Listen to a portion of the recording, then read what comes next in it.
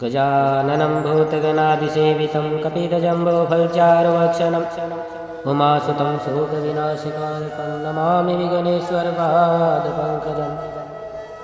सर्वमङ्गलमाङ्गल्ये शिवे सर्वार्थसाधिके शरण्ये त्र्यम्बिके गौरी नारायणे नमोऽस्तुते।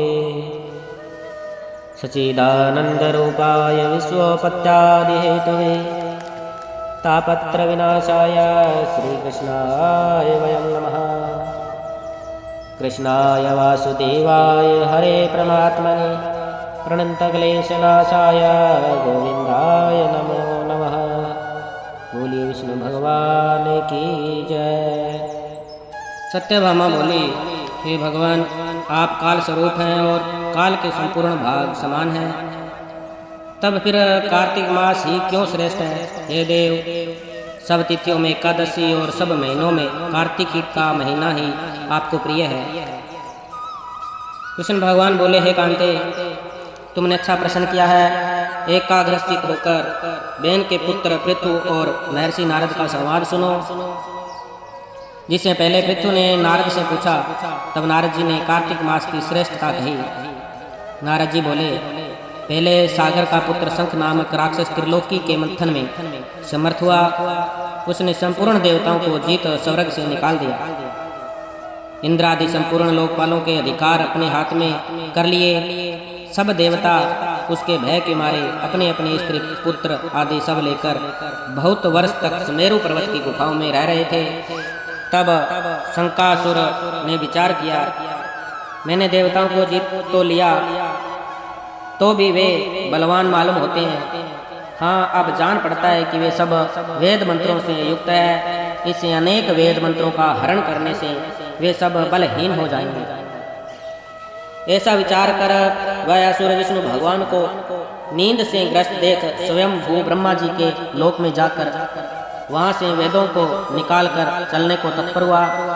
तब वे उसके भय के मारे यज्ञ के मंत्र और बीजों समेत जल के प्रवेश कर गए। तब तो वह शंकासुर भी उन्हें ढूंढता हुआ समुद्र के भीतर विचरने लगा, परंतु वे वेद एक स्थान पर कहीं भी प्राप्त न हुए। पीछे से ब्रह्मा जी सब देवताओं को संग ले और पूजा की सब सामग्री इकट्ठी कर बैकुंठ में विष्णु भगवान की शरण में गए। वहाँ उनके गाने के निमित्त सब देवता गाने बजाने लगे और गंध धूप बार बार देने लगे। उनकी भक्ति से संतुष्ट होकर भगवान ने नेत्र खोले। तब सब देवताओं ने विष्णु भगवान के दर्शन किए और षोडशोपचार से पूजा करके दंडवत पृथ्वी पर गिर पड़े। तब तो माधव भगवान उनसे कहने लगे, हे देवगण, मैं तुम्हारे भजन कीर्तन आदि कार्यों से प्रसन्न हुआ हूँ। आप लोगों को मनोकामना में पूर्ण करूंगा। आश्विन शुक्ल पक्ष की एकादशी से देवष्ठनी एकादशी तक पहर भर रात्रि रहे। तब से जो मनुष्य तुम्हारी तरह भजन और कीर्तन करेंगे वे मुझे प्रसन्न कर मुझे प्राप्त होंगे। शंकासुर जिन वेदों को हर लाया है वे सब जल में स्थित हैं। उन्हें मैं शंकासुर का मार कर लाऊंगा।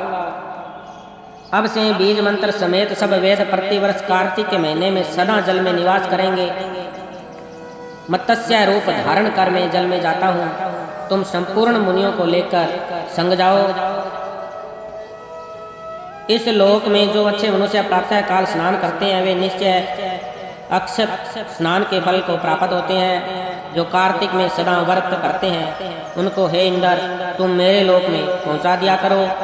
हे यम, तुम सदा उनकी विघ्नों से रक्षा करते रहो। और हे वरुण, तुम उनको पुत्र पौत्र आदि देते रहो।